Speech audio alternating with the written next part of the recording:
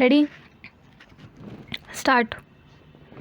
Mr. Vice Chairman, Sir, I welcome the budget proposals for the year 2012 to 13, which are all comprehensive and which embrace most of the development plans that we have envisaged for the establishment of a socialistic society in this country.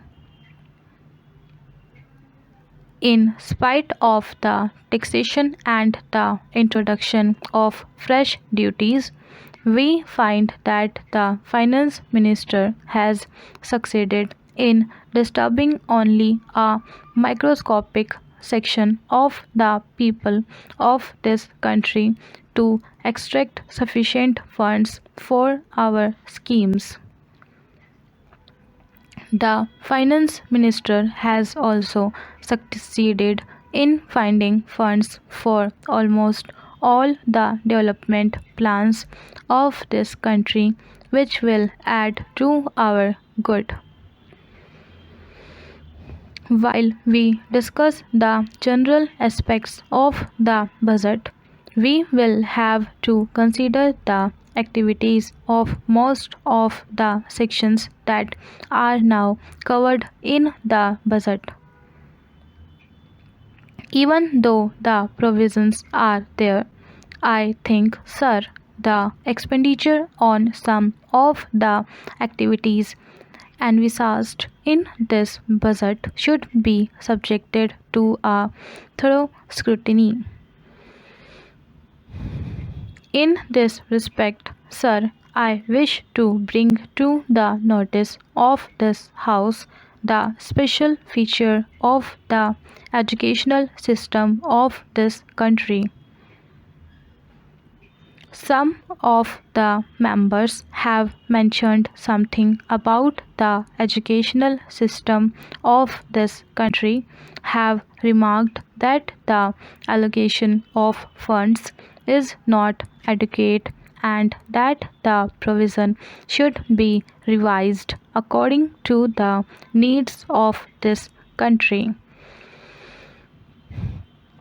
As the honorable member was speaking in Hindi, I did not thoroughly understand what he meant, but still, sir, the educational system has created a sort of confusion in our country over the last 15 years, and every now and then we had been changing the schemes and plans for educating our children, and various states have adopted different schemes, which have actually created a feeling of disintegration among the people of this country. In some of the states, they have switched on to the regional language as the medium of instruction, and in some states, they think that English should be retained as the medium of instruction. But the people believe that the medium of instruction should be Hindi, that is the national language of our country. But, sir, the time is not yet ripe for us to switch on to Hindi. So, as and when we find it feasible, we may switch on to our national language, but till that time, we will keep English as the medium of instruction in all educational institutions. Sir, the other day, the University Grants Commission submitted a report wherein they have mentioned that English should be the medium of instruction, at least in the colleges.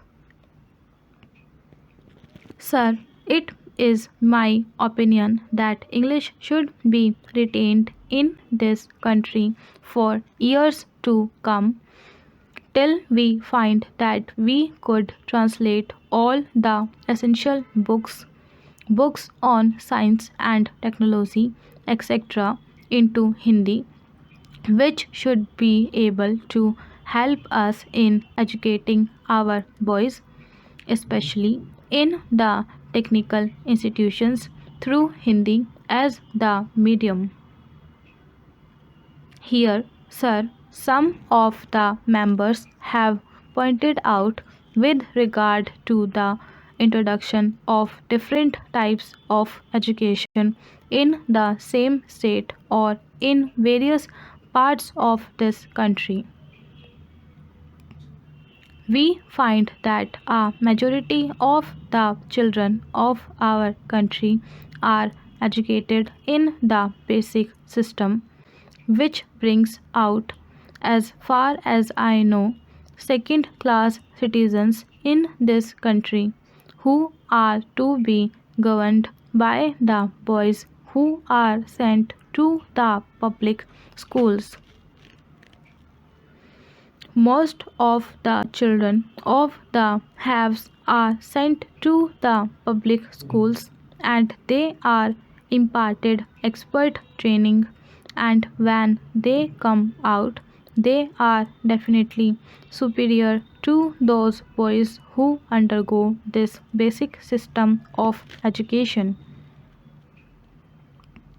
If this basic education is considered to be the best for the development of our country in the socialistic way, we will have somehow or other to find some better means of imparting education whereby they will be able to compete with the students who are now undergoing training in the public schools. Unless we do it, we will be creating, as I previously mentioned, a second class of citizens in this country.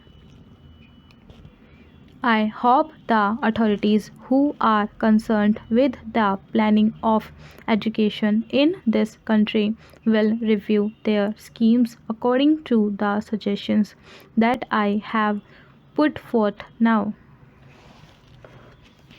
In the same way, sir, our country is mainly depending on our agriculture and industries for the development of our economy. But the agriculturists are an ignorant section of our people who do not find, in spite of the development in that sector of our economy of high production, a better income as the industrial section is having in this country. The industrial section is fast improving and their standard of living has gone high. At the same time, in spite of the better production in the agricultural section, the agrarian population has not come at par with the industrial section of this country. In the same way, industrial laborers are organized.